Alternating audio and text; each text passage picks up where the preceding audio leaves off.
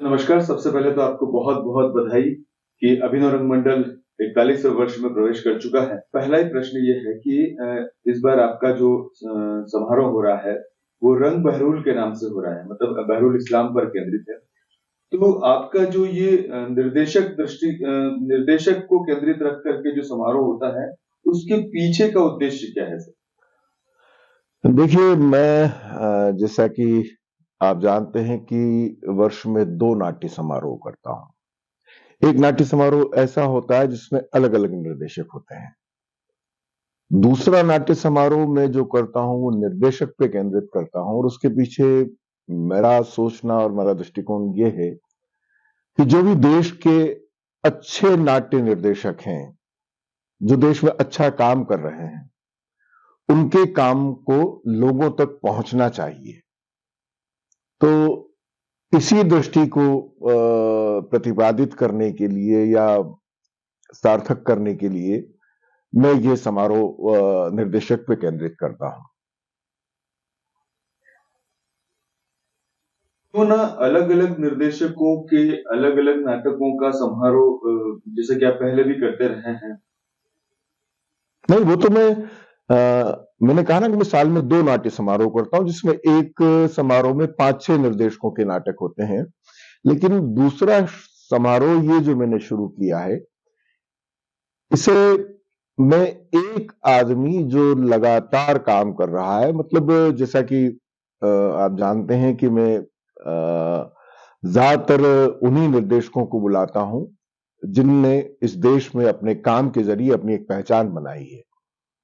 और उस निर्देशक को भी ये अच्छा लगता है कि मेरे काम को समाज रिकग्नाइज कर रहा है, उसे उसके काम का प्रतिसाद मिल रहा है, उसको उस तरह का सम्मान मिल रहा है, तो उस निर्देशक को भी इस बात की खुशी होती है। जैसा कि मैंने सबसे पहले हबीब तनवीर के 7 नाटक किए थे।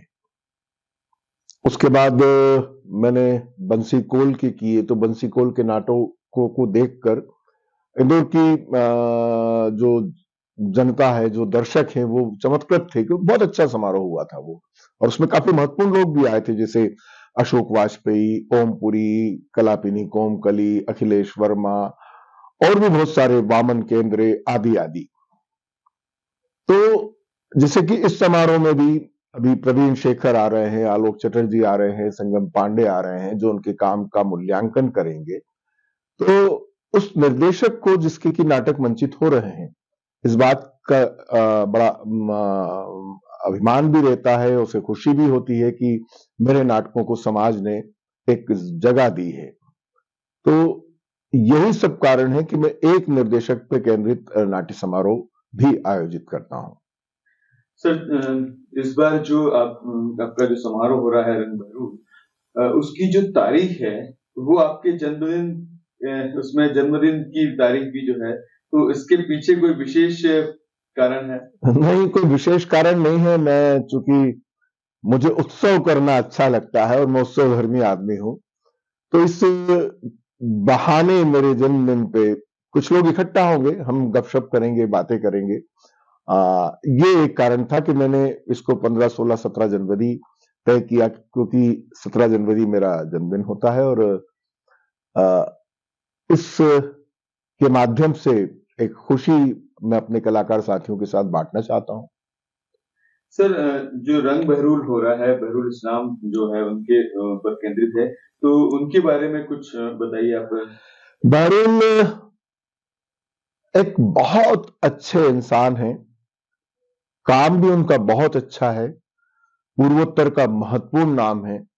न सिर्फ पूर्वोत्तर का, बल्कि वो भारतीय रंग जगत का एक महत्वपूर्ण नाम है, जिसने अपने मतलब निर्देशन के जरिए, अभिनय के जरिए, अपने डिजाइन के जरिए, अपनी लाइटिंग के जरिए लोगों में एक विशेष स्थान बनाया है। और मैं बहरुल को बहुत ज्यादा पसंद करता हूं। मैंने उनके 2-3 नाटक पहले भी करवाए हैं और एक अच्छा निर्देशक तो अपनी जगह है ही, बहरुल एक बहुत अच्छे इंसान भी है, बहुत प्यार करने वाले इंसान है। और आजकल तो वो फिल्मों में, वेब सीरीज में, सीरियल्स में काफी सक्रिय हैं। उनका लगातार आप अभी G5 पे उनके कुछ सीरियल्स आप देख सकते हैं, वेब सीरीज देख सकते हैं, जिनमें डर्टी ब्रदर्स है और गिल्टी माइंड है, आदि आदि। चूंकि मैं बहुत कम देखता हूँ टीवी, कोई मित्र बताता है तब मैं देख लेता हूँ। जैसे अभी मैंने बहरुल का है देखा, आप दर्शक भी उसको देख सकते हैं। सर, एक आखिरी प्रश्न है कि इस समारोह को लेकर के दर्शकों के लिए क्या इंस्ट्रक्शंस और जैसा कि हमेशा कहते हैं, और क्या ये टिकटेड शो है, तो उस बारे में भी थोड़ा दर्शकों हाँ, मैंने हालांकि मैंने शुरुआत ही टिकटेड शो से की थी, लेकिन बीच में कुछ कारणों से मैं निःशुल्क दिखाने लगा था। टिकट से नाटक में आय नहीं होती है। टिकट एक अनुशासन है, एक सम्मान है कलाकार का। तो बहुत नॉमिनल टिकट रखता हूं मैं। मैंने 50 रुपया प्रतिदिन इसका टिकट रखा है। उसके पीछे दृष्टि यही है कि होता क्या है कि जब आदमी देखता है उस पे होर्डिंग्स पे कि निःशुल्क प्रवेश, तो वो जो कोठी रोड से निकलते हुए गुजरते हुए लोग हैं, वो उसमें सोचते हैं चलो यार कुछ देर यहाँ नाटक देखने चलते हैं, और वो बीच में से उठ के चले जाते हैं। क्योंकि नाटक के प्रति उनका कोई रुझान तो होता नहीं है। कुछ लोग ऐसे भी होते हैं जिनका नाटक के प्रति रुझान है, वो टिकट लेके नाटक देखना पसंद करते हैं और खरीदते भी हैं। जैसा कि मैंने पिछले समारोह में भी लगभग 60-70 हजार रुपए के टिकट सेल किए थे। इस बार मैं ये छोटे ऑडिटोरियम में कर रहा हूं, क्योंकि मुझे वो ऑडिटोरियम ज्यादा नाटक की दृष्टि से अच्छा लगता है, और वैसे भी नाटक में 150-200 दर्शक ही पर्याप्त होते हैं। तो हालांकि हमें बहुत सारी जगह बहुत सारे दर्शक मिलते हैं और बाकी लोगों को भी मिलते हैं, लेकिन वो एक कॉम्पैक्ट ऑडिटोरियम है। तो मेरी कोशिश होती है कि वो ही लोग नाटक देखने आए जो नाटक के प्रति संजीदगी रखते हैं, नाटक के बारे में सोचते हैं, नाटक पर चर्चा करते हैं। ऐसे बहुत सारे दर्शक हैं जो नियमित कई सालों से नाटक देख रहे हैं। इसलिए आपको याद होगा कि मैंने बहुत पहले एक दर्शक सम्मान भी शुरू किया था, लेकिन वो बीच के सालों में मैंने इसलिए बंद कर दिया कि निःशुल्क दिखाया जा रहा था। अब मैं फिर से इस बात पर भी विचार कर रहा हूं कि जो दर्शक टिकट लेकर नाटक देखते हैं, उन्हें भी सम्मानित किया जाए। तो टिकट के पीछे एक नाटक के प्रति एक समर्पण, एक गंभीरता बनती है। यही कारण है कि मैं टिकट शो करता हूं। सर, एक आखिरी जो है वो दर्शकों से अपील, क्योंकि पिछले समारोह में कुछ व्यवधान उत्पन्न हुए थे कि कुछ दर्शक छोटे बच्चों को लेकर आ गए थे, तो उस तरह के भी आप थोड़ा सा संदेश दर्शकों को दे दें, ताकि जो वाकई में नाटक देखना चाहते हैं तो कृपया छोटे बच्चों को न लाएं, ताकि उससे नाटक करने वाले और नाटक देखने वालों को व्यवधान उत्पन्न न हो। नहीं, मैं पहले ही सारे माध्यम में ये निर्देश देता हूं कि 8 साल से कम बच्चों को लेकर साथ में ना आए। लेकिन बहुत सारे दर्शक ऐसे हैं जो परिवार में मतलब अकेले होते हैं, जैसे माँ, पिता और बच्चा।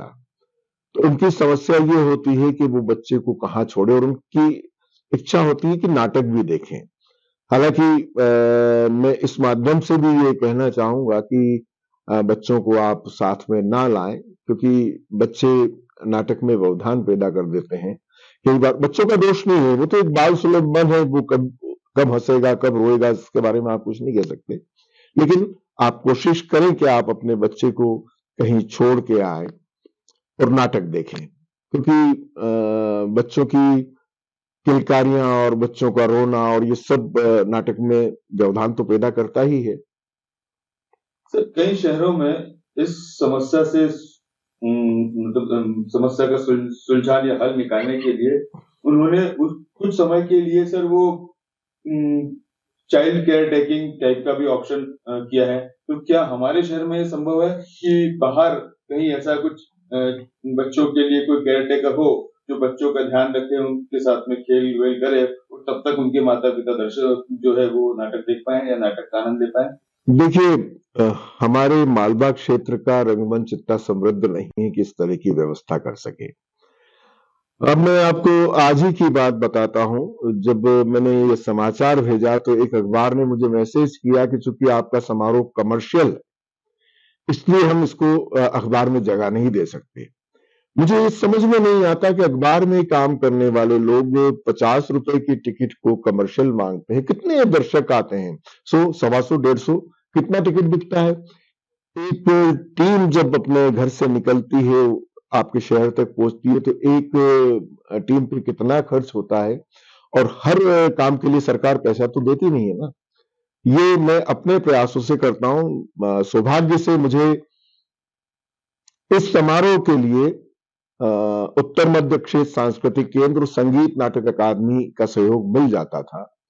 वो एक नाटक दोनों संस्थाएं प्रायोजित कर लेती थी, लेकिन इस बार हम मुश्किल में हैं, हमारे पास साधन कम है, और एक ही नाटक सुरेश शर्मा जी ने उत्तर मध्य सांस्कृतिक केंद्र की तरफ से प्रायोजित किया है, जिससे कि मेरा आधा बोझ इस समारोह का कम हो गया। मुझे बाकी व्यवस्थाओं के लिए भी जुटना ही है, जैसा कि आप जानते ही हैं कि एक समारोह करते हैं तो 3-3.5 लाख रुपया खर्च होना बहुत मामूली सी बात है। तो अखबार की दृष्टि भी, मतलब, और वो महत्वपूर्ण अखबार है जिसने ये प्रश्न उठाया, तो मैंने उनसे प्रतिप्रश्न किया कि आप इसको 50 रुपए के टिकट को कमर्शियल मानते हैं? आपको ये नहीं लगता है कि इससे गंभीरता काम में पैदा होगी? मैंने कहा, मुझे आश्चर्य है और दुख भी है कि आप एक महत्वपूर्ण अखबार से जुड़े हैं और आप इस तरह का प्रश्न कर रहे हैं। तब उन्होंने कहा कि नहीं, हम इस समाचार को देंगे। तो अंत में मैं चाहूंगा कि आप नाट्य समारोह की तारीख और नाटकों के बारे में आप बोल दें, ताकि ये सूचना दर्शकों तक पहुंच जाए। देखिए, 15 जनवरी को इस समारोह का आगाज हो रहा है, और ये नए साल की हमारे दर्शकों के लिए हम सौगात लेके आ रहे हैं कि एक महत्वपूर्ण निर्देशक के नाटक दर्शकों को देखने को मिलेंगे।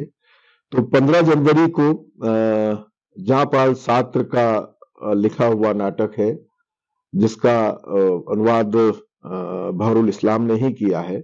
उस नाटक का नाम है ऊंचाई। दूसरे दिन एंड्रयू चोखम का नाटक है बोरिंग स्टोरी। और तीसरे दिन भावेंद्र नाथ सेकिया का लिखा हुआ नाटक है आकाश, जिसका कि मैं पहले भी इंदौर में शो करवा चुका हूं।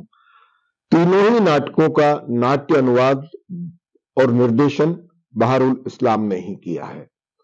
और मतलब एक तरह से ये निर्देशक ऐसा निर्देशक है, एक तरह से हर फिल्म, मतलब नाटक के जितने भी पक्ष होते हैं सबकी धुरी बहरुल इस्लाम है, चाहे वो अभिनय हो, निर्देशन हो, डिजाइन हो, लाइटिंग हो या कहानी हो।